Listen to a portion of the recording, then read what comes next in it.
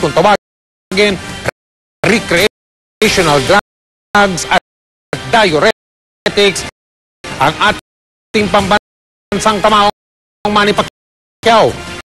Ayon mismo yan sa Nevada State Athletic Commission.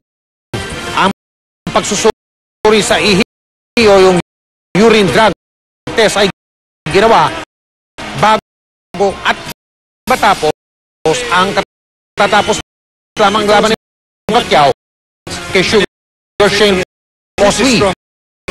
Ayon pa sa Nevada State Athletic Commission, kahit kailan hindi bumagsak sa kanilang pagsusuri si Pacman. Kumalat ka makailan sa internet ang panatag na nagpaturok o ano ng steroid si Pacquiao sa isang sparring partner. Humingi na ng tulong si Manny sa FBI para matukoy ang nasa likod ng paninirang niyan. Fight to the